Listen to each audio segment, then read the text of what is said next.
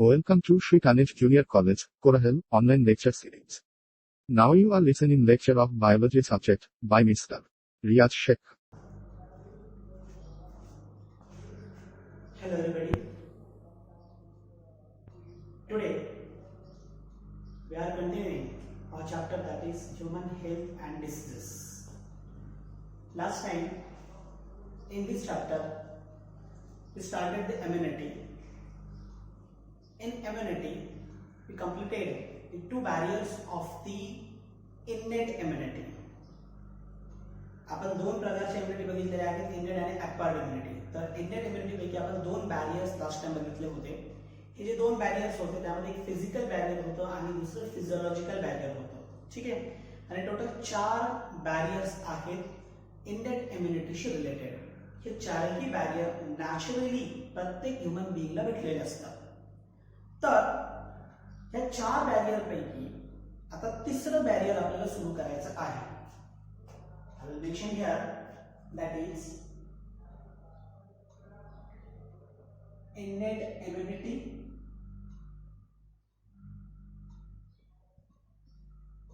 from that the third barrier that is cellular barrier.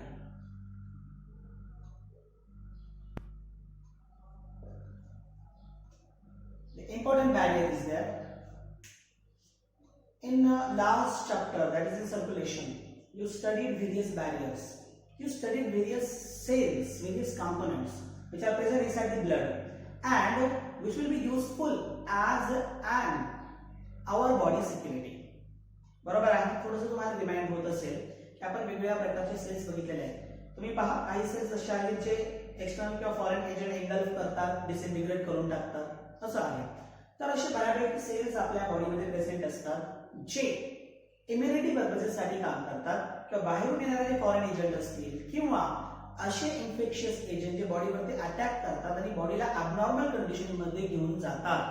तर अशा एजंटला इनॅक्टिव्ह बनवण्यासाठी, डिसइंटिग्रेट करण्यासाठी काही स्पेसिफिक सेल्स आपल्या बॉडीमध्ये वर्क करत असतात. असे बऱ्याच प्रकारचे सेल्स आहेत, परंतु आपण त्यापैकी स्पेसिफिकली 4 सेल्स इथे मी मेन्शन करेल.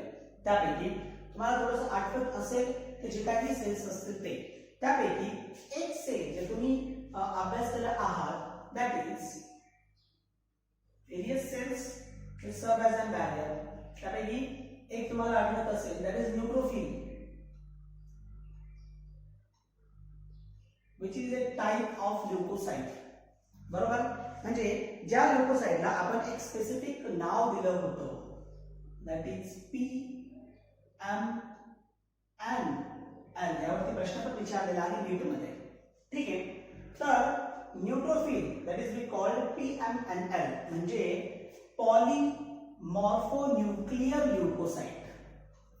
ज्याच्या न्यूक्लियसची मॉर्फोलॉजी डिफरंट आहे असं ल्युकोसाइट दॅट इज PMNL. तर ही न्यूट्रोफिल्स. त्यानंतर दुसरं एक सेल आहे, second type of cell that is a monocyte which serve as a cellular barrier. त्यानंतर तिसऱ्या प्रकारचा एक सेल आहे जो सेल्युलर बॅरियर म्हणून काम करतो, that is a macrophages. Macrophages. आणि तिसरा एक प्रकारचं जसं नाव तुम्ही आतापर्यंत ऐकलेलं नसाल baby, that is natural killer cells. Natural killer cells ज्यांना आपण NK सेल्स असं म्हणतो. ठीक आहे. तर असे 3-4 प्रकारचे सेल्स आहेत जे आपण इथे कन्सिडर करणार आहोत. यापैकी न्यूट्रोफिल, मोनोसाइट आणि मॅक्रोफेजेस या तिघांना तुम्ही ब्लड मध्ये स्टडी केलेला आहात. बरोबर आहे. सॉरी, न्यूट्रोफिल, मोनोसाइट आणि नॅचरल किलर सेल्स हे 3 सेल्स हे जे आहेत ना हे ब्लडशी रिलेटेड आहेत. हा एकटा जो आहे macrophages it is related to the tissue. हा मॅक्रोफेजेस जो आहे तो टिश्यू. म्हणजे एक प्रकारे हे 3 सेल बॉडीला एक्सटर्नल किंवा फॉरेन टॉक्सिक एजंट पासून वाचवण्याचं काम करतात थ्रू ब्लड. आणि हा एकटा जो आहे दॅट इज मॅक्रोफेज. हा थ्रू टिश्यू हे बॉडीला काय करतं, प्रोटेक्ट करण्याचं काम करतं. आता ब्लड मध्ये प्रेझेंट असलेले जे तीनही सेल्स आहेत, हे तीनही सेल ऑल थ्री, हे तीनही सेल्स जे आहेत दे आर फॅगोसाइटिक. हे तीनही सेल जे आहेत ते काय आहेत, दे आर फॅगोसाइटिक. बरोबर. न्यूट्रोफिल्स, सॉरी मी थोडस हे झालो, हे टिश्यू मध्ये आहे ठीक आहे, आपण ब्लड सेपरेट करण्यापेक्षा हे ब्लड मध्ये आहेच, परंतु हे तीन न्यूट्रोफिल, मोनोसाइट आणि मॅक्रोफेजेस, हे तीन म्हणजे ए प्लस बी plus see all R phagocytic. हे तीनही काय आहेत, दॅट आर ऑल फॅगोसाइटिक. आणि नॅचरल किलर सेल जो आहे तो फॅगोसाइटिक नाही आहे, तर एक specific type of toxic substance create करून तो काय करतो, तर अशा सेल्स जे बॉडीसाठी हार्मफुल असतील त्या सेल्सला मारण्याचं काम करतात किंवा त्या प्रकारच्या कंपोनंटला मारण्याचं काम करतात. असे वेगळे आहे. म्हणून सेलर बॅरियर्स हे दोन पार्ट मध्ये डिवाइड केले. एक पार्ट म्हणजे दॅट इज फॅगोसाइटिक बॅरियर म्हणून एक पार्ट आहे, आणि दुसरा एक पार्ट आहे दॅट इज एनके बॅरियर. असे दोन बॅरियर्स आहेत, फॅगोसाइटिक बॅरियर आणि एनके बॅरियर. आपण वन बाय वन पाहूया. मग फॅगोसाइटिक बॅरियर तुम्हाला क्लिअर झालं की तीन प्रकारचे सेल्स आहेत. मी डायरेक्ट आता फॅगोसाइटिक नेचर कसं असतो हे तुम्हाला क्लिअर करेल.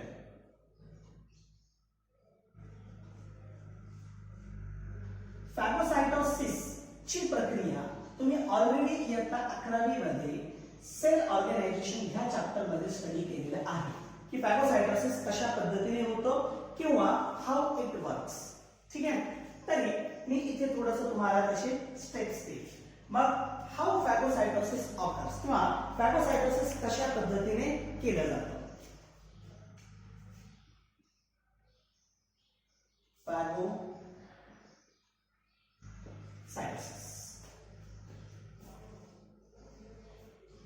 How phagocytosis occurs, various steps are there. 11वी असताना तुम्ही वेगवेगळे स्टेप नव्हते स्टडी केले. Just foreign body, foreign agent येते सेल बरोबर, बरोबर ना. तुम्ही समजा असं स्टडी केलेलं असाल, this is a cell, okay, this is a foreign agent और फॉरेन बॉडी. फॉरेन बॉडी जेव्हा सेलकडे येईल तेव्हा काय होईल, प्लाझ्मा मेम्ब्रेन इनसाइड, ठीक आहे, आतल्या बाजूनं एक्सटेंड होईल. त्यानंतर ही जी बॉडी आहे ती यामध्ये एंटर होईल.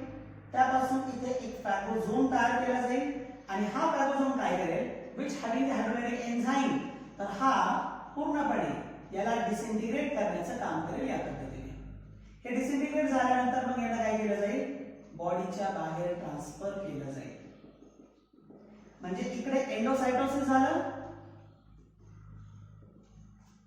Okay, and here there is an exocytosis.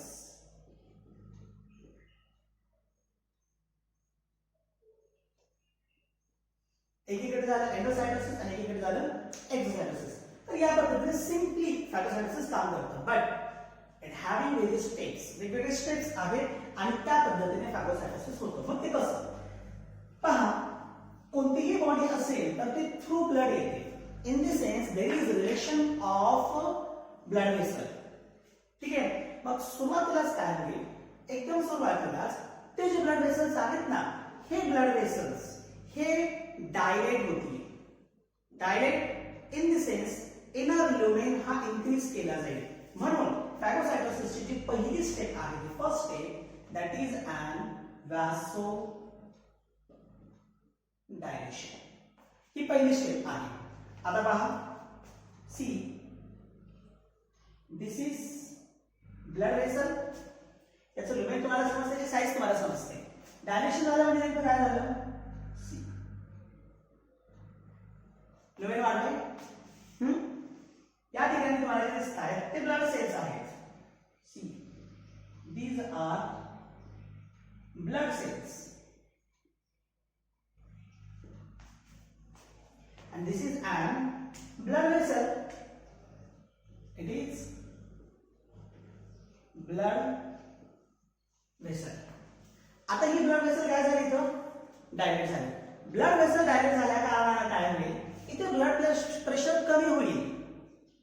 Blood vessel dilate झाल्या कारणाने काय होईल, ते ब्लड प्रेशर कमी केला जाईल. ब्लड प्रेशर कमी केल्या कारणाने हे जे ब्लड सेल्स आहेत ना, they will be added to the wall of blood vessel.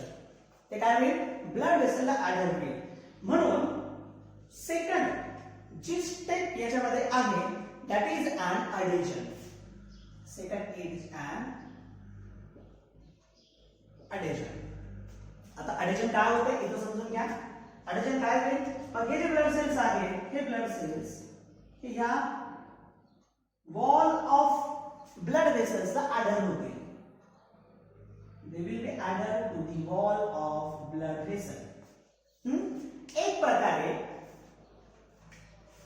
blood cells, specifically leukocytes,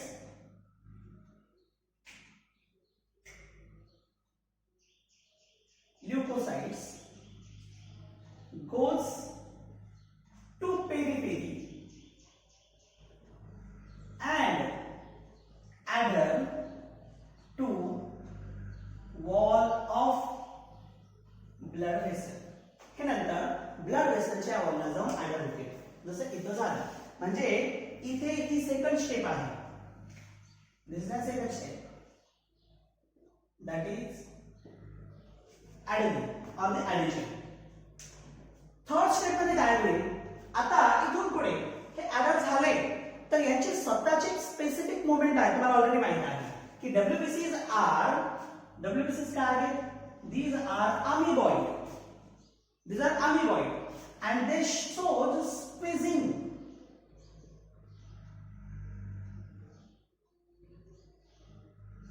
WBC जे आहे ते काय आहे, amoeboid आहे.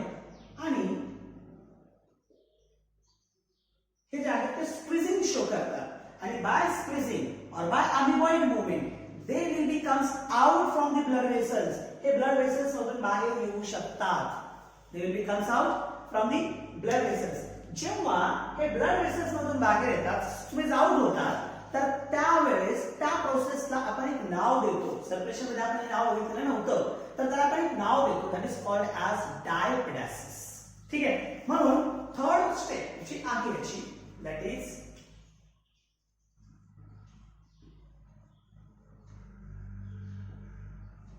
डायपेडेसिस. मग डायपेडेसिस मध्ये काय झालं, डायपेडेसिस मध्ये हे ब्लड वेसल हे जे ल्युकोसाइट्स आहेत ते कम आउट, ते बाहेर आले, इथून स्क्वीज आउट झाले, ते squeeze out, that is we called diapedesis. हे बाहेर आले. ठीक आहे. आता हे बाहेर आलेले जे ब्लड वेसल्स आहेत हे तुम्हाला माहित आहे, दे आर amoeboid. स्पेसिफिकली मी ल्युकोसाइट नाव देतो, म्हणजे काय असेल, हे असेल पीएमएनएल, म्हणजे तुमचे न्यूट्रोफिल्स असतील. कशामध्ये फॅगोसाइटिक ऍक्टिव्हिटी, आपण फॅगोसाइटोसिस प्रोसेस पाहतोय.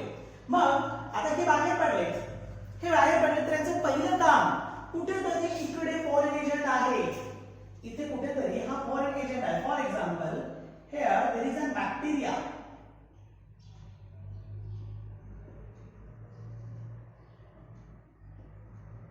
समजा हा बॅक्टेरिया आहे, जो काय होतोय, तुमच्या ब्लड वेसलकडे येतोय. मग हे यांचं काम आहे याच्यापासून वाचवणे, यांचं काम आहे. आता मी दाखवताना चित्र थोडंसं मोठं दाखवलेलं आहे. होणार काय, आणि बाहेर आलेले सेल्स आहेत, हे बाहेर आलेले सेल्स यांचं काम त्यांच्यावरती अटॅक करणे, इन द सेन्स त्यांना आतमध्ये घेऊन टाकणे. फॅगोसाइटिस आहे ना, मग त्यांना काय करायचं, त्यांना आतमध्ये घेऊन टाकायचं आहे. म्हणून आतमध्ये घेण्यासाठी पुढचे जे स्टेप आहे, म्हणजे आधी तर काय करायचं, त्यांना टुवर्ड्स दॅट सेल जायचंय. स्पेसिफिक मोमेंट तो आहे, they have to go to the towards that cell by specific moment. That moment is an chemotactic moment. ती जी मोमेंट आहे ती कशी आहे, chemotactic. म्हणजे मी तुम्हाला क्लिअर करतो आता. सी, समजा हा बॅक्टेरिया आहे, आणि हा तुमचा सेल, इट मूव्हिंग. हे सेल काय होत आहे, मूव्ह होतोय, म्हणजे हा सेल तुमचा इकडे आला. ठीक आहे, हा तुमचा काय झाला, इट इज अन न्यूट्रोफिल आणि हा आहे तुमचा बॅक्टेरिया. ठीक आहे, it is a neutrophil, it is a bacteria. याचा शेप बदललाय, काय करतो हा त्याला आतमध्ये घेतोय. ठीक आहे, हा आतमध्ये घेतो म्हणजे फॅगोसायटोसिस तो करणार आहे. आता ही जी मुवमेंट असेल, ही जी मुवमेंट, ह्या मुवमेंटला आपण म्हणतो chemotactic movement. This is an chemotactic movement. मग ही जी किमोटॅक्टिक मुवमेंट आहे, ही मुवमेंट करून तो काय करतो, त्या फॉरेन एजंट कडे जातो. Fourth step that is chemotaxis. तुम्हाला समजलं असेल. डायग्रायसिस काय आहे, that is squeezing of leukocytes outside from cell by amoeboid movement. Squeezing of leukocyte outside from, squeezing of leukocyte outside from blood vessels, not the same, from blood vessels by amoeboid movement. The process is called as a diaphoresis. Diaphoresis are the idea cell will be leukocyte move towards infecting agent by chemotactic movement. By chemotactic movement, that is called as a chemotaxis. आता ल्युकोसाइट इथपर्यंत पोहोचलाय. आता काय करायचं त्याला, इथपर्यंत पोहोचलाय ना, आता काय करायचं, ह्या बॅक्टेरियाला आतमध्ये घ्यायचंय to engulf and disintegrate destroy. त्याला आतमध्ये घ्यायचं, त्याला डिसइंटिग्रेट करायचं किंवा डिस्ट्रॉय करून टाकायचा. म्हणून नेक्स्ट स्टेप, जी पुढची स्टेप असेल, that is fifth number step, that is an phagocytosis. पुढची स्टेप जी आहे ती आहे फॅगोसायटोसिस. आता फॅगोसायटोसिस कसं होतं,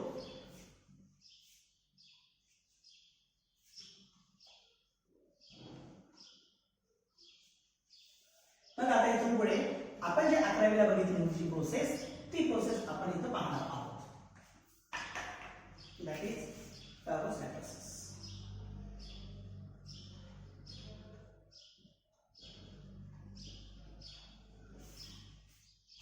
मग फॅगोसायटोसिस मध्ये सर्वात आधी काय आहे, the first phase of the phagocytosis, that is attachment of leukocytic cell और attachment of phagocytic cell to the foreign agent. जो फॉरेन एजंट आहे तो फॅगोसायटिक सेलला काय होईल, अटॅच होईल. That is an attachment. कसं, phagocytic cell to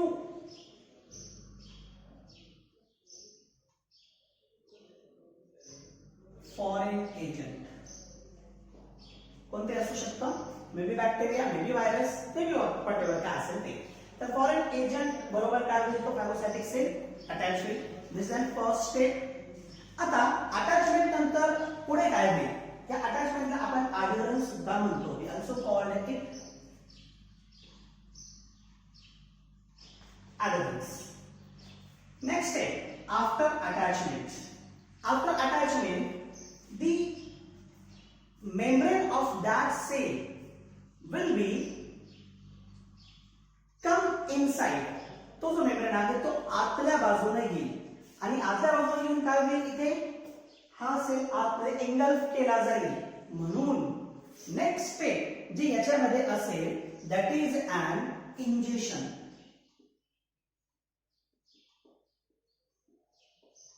Injection, that is engulf of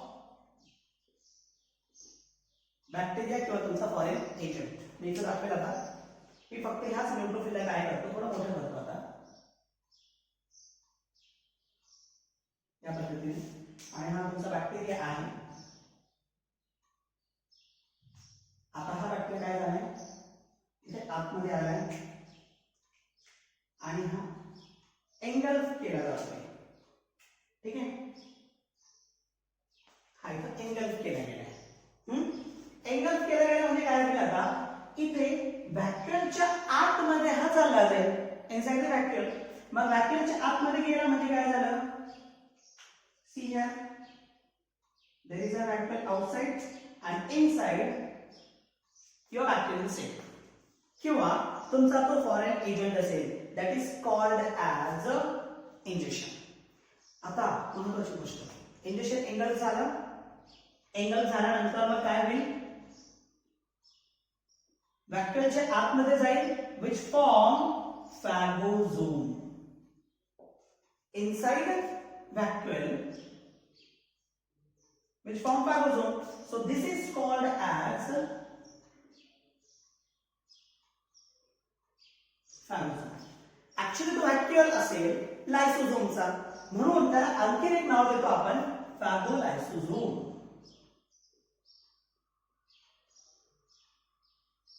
which is also called as phagolysosome. आता phagolysosome आहे, तुम्हाला माहित आहे phagolysosome आतमध्ये काय आहे. In phagosome there is presence of hydrolytic enzyme. Inside that there is presence of the hydrolytic enzyme. Now these hydrolytic enzymes,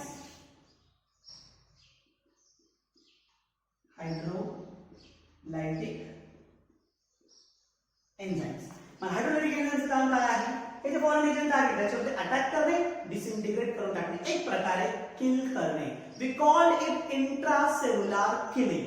या प्रोसेसला आपण काय म्हणतो, इंट्रासेल्युलर किलिंग. म्हणून नेक्स्ट स्टेप आहे दॅट इज इंट्रासेल्युलर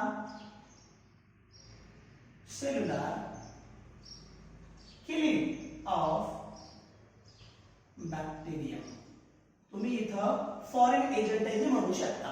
मग ह्या बॅक्टेरियमचं इंट्रासेल्युलर किलिंग होईल. इंट्रासेल्युलर किलिंग झालं इन सेन्स काय होईल पहा,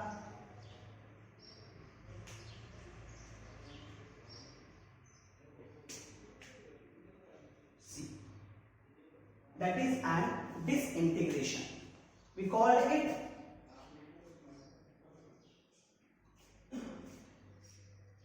intracellular killing. Okay, now after killing there will be inactivation of the bacteria. इथे बॅक्टेरियाचं काय झालं, इनऍक्टिव्हेशन झालं. आणि इनऍक्टिव्हेशन झाल्या कारणाने बॅक्टेरिया कोणत्याही प्रकारचा इम्पॅक्ट तुमच्या बॉडीवरती करणार नाही. म्हणजे एक प्रकारे बॅक्टेरिया आर किल्ड. या ठिकाणी काय, या स्टेपमध्ये बॅक्टेरिया हे पूर्णपणे किल केलं जाईल. आणि मग नंतर हे जे सबस्टन्स आहे, रिमेनिंग सबस्टन्स आहे, it will B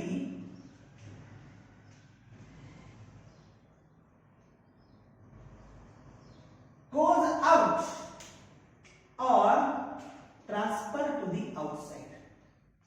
That is we call it exocytosis. या पद्धतीने प्रोसेस पूर्णपणे केली जाईल. This is your phagocytic cell or the neutrophil cell.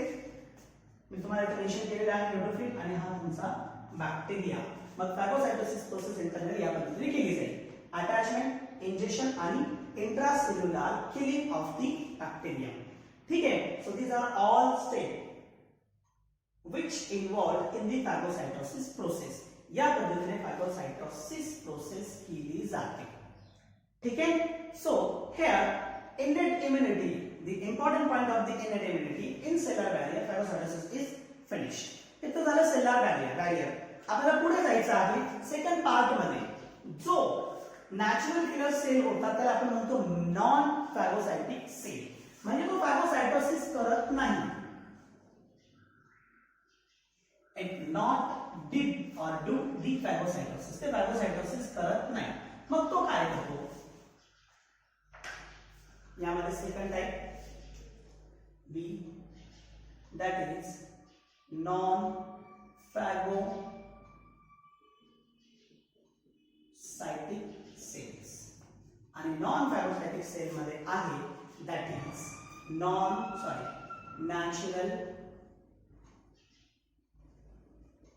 killer cells. We also call them that is NK cells or NKC. या पद्धतीने आपण त्यांना नाव देतो. आता हे मोठे सेल्स आहेत नॅचरल किलर सेल्स. मग नॅचरल किलर सेल्स स्पेसिफिकली काय करतात? हे यांचं महत्त्वाचं काम, they kills the foreign agent.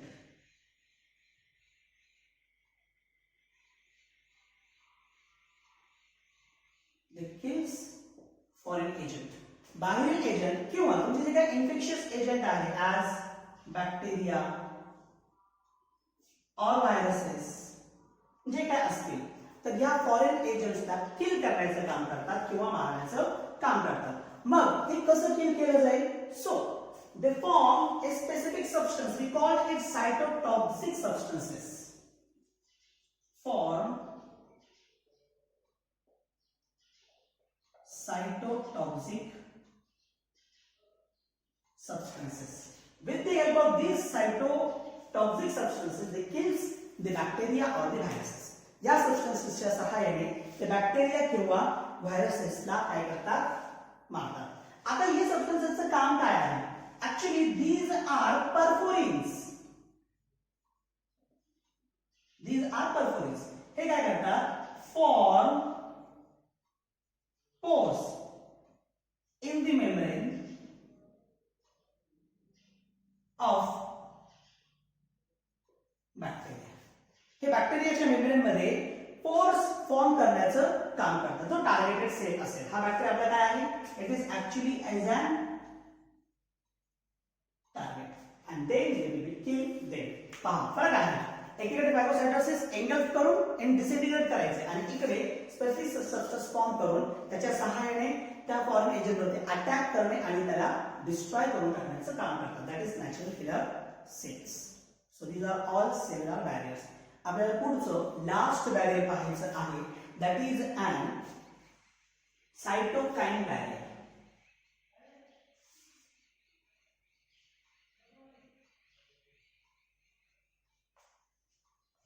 Cytokine मला वाटतं सेल सायकल मध्ये आपण त्याचा स्टडी केलेला आहे. सायटोकाईन स्पेसिफिक आपण त्याला स्ट्रक्चर्स म्हणूया, कंपोनेंट्स म्हणूया, जे सेल बरोबर अटॅच असतात आणि त्यांच्या सहाय्याने सेल मध्ये वेगळीच ऍक्टिव्हिटी केली जाते. इन दी सेल्स ते कंट्रोल करण्याचं काम करतात.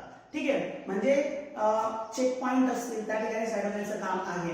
सेकंडरी मेसेजेस प्रोड्यूस करायचे असेल त्या ठिकाणी सुद्धा सायटोकाईनचं काम आहे. तर सायटोकाईन त्या ठिकाणी करतात.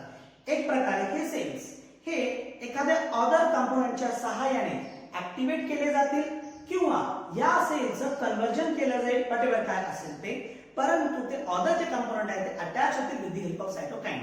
मग सायटोकाईन मीडिएटेड बॅरियर्स किंवा सायटोकाईन बॅरियर कसे असतात? Now, fourth barrier, cytokine barrier. मग फॉर एक्झाम्पल एखादा व्हायरस आहे पहा, सी एखादा व्हायरस असेल तुमचा,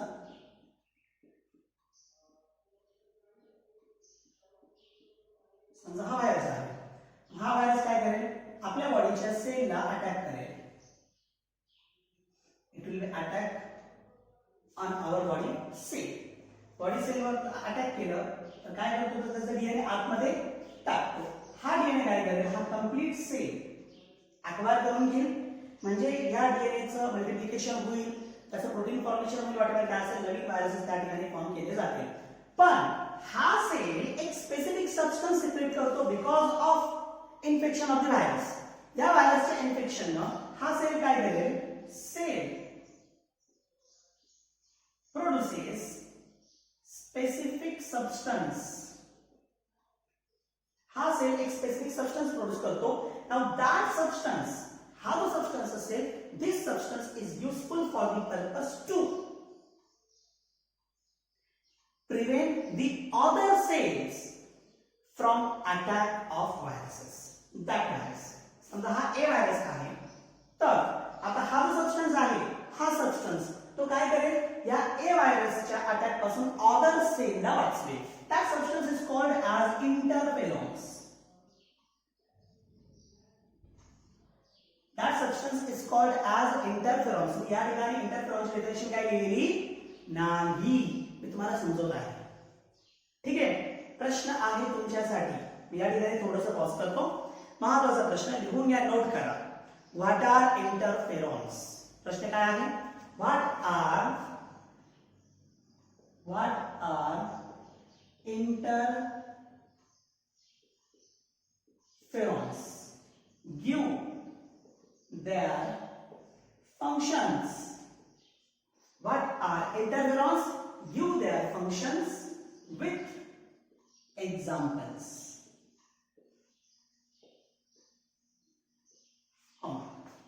What are interferons? Give their functions with examples.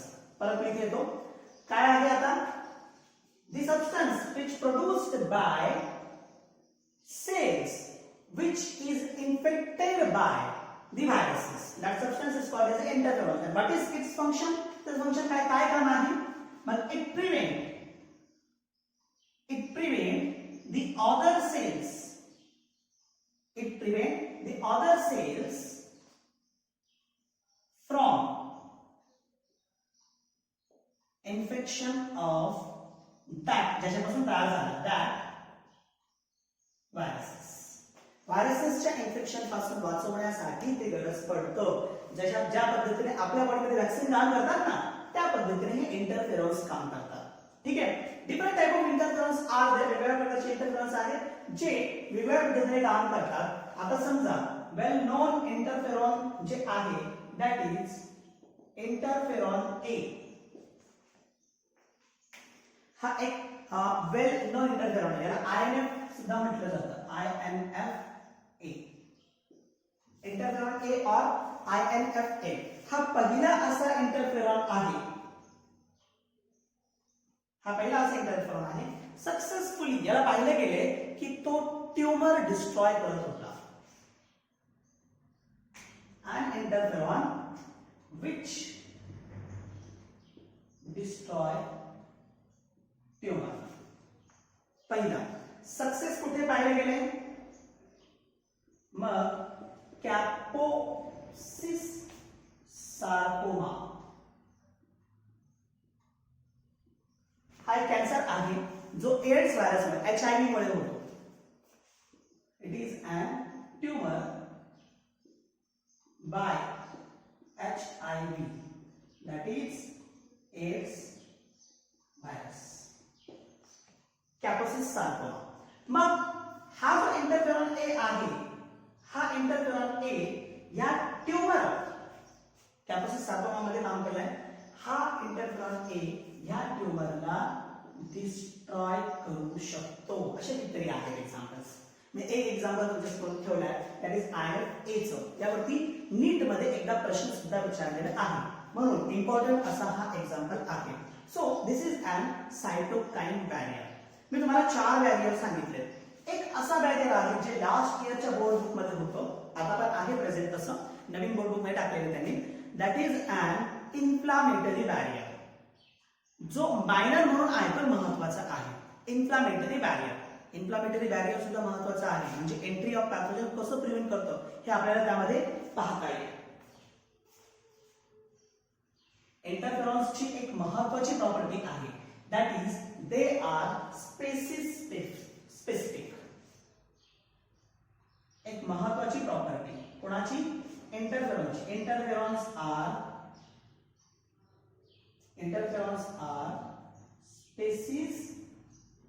Specific, म्हणजे ज्या व्हायरसच्या अटॅकमुळे ते तयार झाले त्याच व्हायरसला प्रिव्हेंट करतात. कशासाठी? अटॅक करण्यापासून. ठीक आहे, चला पुढे जाऊया आपण. एक महत्वाचं बॅरियर मला तुम्हाला सांगायचं होतं, दॅट इज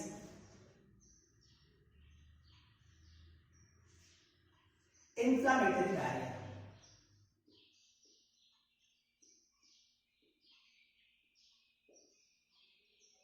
तुम्हाला माहित आहे बेसोफिल्स. जे हिस्टामाइन सिक्रेट करतात. या व्यतिरिक्त आणखीन एक सबस्टन्स आहे प्रोस्टाग्लॅंडिन्स. हिस्टामाइन आणि प्रोस्टाग्लॅंडिन्स हे जे सबस्टन्सेस आहेत ना, they are responsible for inflammatory responses. कोणते कोणते? histamine and prostaglandins. These are inflammatory substances. कशासाठी? तर इन्फ्लामेटरी रिस्पॉन्स देण्यासाठी. What is inflammatory response? आता इन्फ्लामेशन काय आहे हे महत्वाचं आहे, आधी ते तुम्हाला समजणं गरजेचं आहे. एकदम शॉर्ट क्लिअर सांगतो. तुम्हाला इंजुरी झाली, ठीक आहे, कुठेतरी इंजुरी झाली, सर्वात आधी काय होतं ते माहिती करा. काहीतरी लागलं, रक्त बाहेर पडतं हे तुम्हाला माहित आहे, पण त्याच्या बाजूची स्किन पहा तुम्ही. त्याच्या बाजूची स्किन पहा, ही रेड झालेली असेल, बरोबर? बाजूची स्किन रेड झाली, पहिलं. सेकंड थिंग, तो जो एरिया आहे तो एरिया सुजतो, बरोबर आहे ना? ट्युमर झाली, कंडिशन फॉर्म झालेली असते. Second thing. थर्ड, त्या एरियामध्ये पेन होतो, आणि चौथं, जे रक्त बाहेर पडतं काही वेळानंतर ते बाहेर पडणं स्टॉप होतं. हे एक इन्फ्लामेटरी रिस्पॉन्स मध्ये आहे, ज्याला आपण क्लॉटिंग म्हणतो. पण त्याच्या पूर्वीचे महत्वाचे आहेत इन्फ्लामेटरी रिस्पॉन्स मध्ये. इव्हन तुम्ही कधी जर इंजुरी झाली असेल तर पहा, किंवा दुसऱ्या कोणाचं इंजुरी झाली असेल तिथे हात लावून पहा, ज्या ठिकाणी इंजुरी झालेली आहे त्या ठिकाणचं टेम्परेचर सुद्धा वाढलेलं असतं, बरोबर? मी 4 गोष्टी तुम्हाला सांगितल्या. एक काय? रेडनेस होणे. सेकंड थिंग, त्या ठिकाणी पेन निर्माण होतो. थर्ड थिंग, स्वेलिंग सूज निर्माण होते. आणि फोर्थ थिंग जी इथे आहे दॅट इज काय सांगितलं त्याच्यामध्ये, त्या ठिकाणचं टेम्परेचर इन्क्रीज झालेलं असतं. हेच मी काय करतो, इन्फ्लामेटरी रिस्पॉन्सेसच्या प्रोसेसेस मध्ये तुम्हाला देतो. काय काय होईल, व्हॉट आर द रिस्पॉन्सेस. मग या रिस्पॉन्स मध्ये एक आहे रेडनेस, ठीक आहे. त्यानंतर सेकंड रिस्पॉन्स जो याच्यामध्ये आहे दॅट इज टेम्परेचर, आपण त्याला म्हणूया हीट. थर्ड आहे दॅट इज पेन. आणि फोर्थ आहे दॅट इज स्वेलिंग. 4 रिस्पॉन्सेस मी तुम्हाला सांगितले. रेडनेस, हीट, पेन आणि स्वेलिंग असे 4 महत्वाचे रिस्पॉन्सेस आहेत. रेडनेस, प्रत्येकाला नाव आहे. नीट मध्ये एकावरती प्रश्न त्यांनी विचारलेला आहे. Redness is an रुबोर. त्याला आपण एरिथमा सुद्धा म्हणतो, ठीक आहे. ज्या ठिकाणी इंजुरी झाली त्या ठिकाणची स्किन रेड झालेली असेल, ठीक आहे. त्याच्यानंतर हीट, त्या ठिकाणचं टेम्परेचर हा इन्क्रीज झालेला असतो, that is called as the calor. हे का होतं? Due to the metabolic reaction. तिथे मेटाबॉलिक रिएक्शन जास्त होतात. Due to metabolic reaction that is called calor. त्यानंतर थर्ड थिंग याच्यामध्ये आहे pain. It is called as the dolor. Third thing pain, we call it dolor. आता या ठिकाणी pen का निर्माण होतो? पेन निर्माण होण्याचं कारण आहे त्या ठिकाणचे जे न्यूरॉन्स आहेत, ठीक आहे, त्या ठिकाणचे न्यूरॉन्स हे इंजर्ड झालेले असतात. या व्यतिरिक्त त्या ठिकाणी प्रेझेंट असलेले सेल जे आहेत ते रप्चर झालेले असतात. त्यामुळे काय होतं, या ठिकाणी पेन निर्माण केलं जातं. आणि हे पेन त्या ठिकाणी महत्वाचं म्हणजे हे स्पेसिफिक प्रोस्टाग्लॅंडिन्सची ऍक्टिव्हिटी. प्रोस्टाग्लॅंडिन्स काम करतं. आणि शेवटी that is swelling, we call it tumour. प्रत्येकाला नाव आहे. Rubor, redness, colour, heat, dolor, pain आणि tumour. That is and swelling. काय होती? त्या ठिकाणची स्किन स्वेल होते. याचं कारण असं आहे की इथे व्हॅसोडायलेशन झालेलं असेल. व्हॅसोडायलेशन तुम्हाला दाखवले, छोटी होती, काय झाली? इन्क्रीज झाली. मग ब्लड वेसलची साईजच इन्क्रीज होते तर तो एरिया सुद्धा काय होतो? स्वेल होतो किंवा इन्क्रीज होतो. तर these are the inflammatory responses. तुम्हाला माहित आहे हायर टेम्परेचर मध्ये बॅक्टेरिया किंवा इन्फेक्शियस एजंट बॉडीमध्ये एंटर होऊ शकत नाही. त्यानंतर हे एक महत्वाचं. व्हासोडायलेशन आहे. व्हासोडायलेशन जर झालं तर स्क्विझिंग होतं, डायबेटिस, ल्युकोसाइड्स येणाऱ्या एजंटला काय करतात, मारण्याचं काम करतात. म्हणजे एक प्रकारे इन्फ्लामेटरी बॅरियर काय करतं, जे काही आतमध्ये एंटर होणारे फॉरेन एजंट आहेत त्यांना आतमध्ये एंटर होऊ देत नाही. It is an important barrier. ठीक आहे. So this is all about your innate immunity. या ठिकाणी आपला हा इननेट इम्युनिटी पॉइंट पूर्ण झालेला आहे. तुम्हाला समजलंच असेल. जर काही तुम्हाला प्रॉब्लेम्स असतील किंवा डाऊट्स असतील तर तुम्ही मला पर्सनल अकाउंट वरती ते डाऊट्स पाठवू शकता. Thank you very much.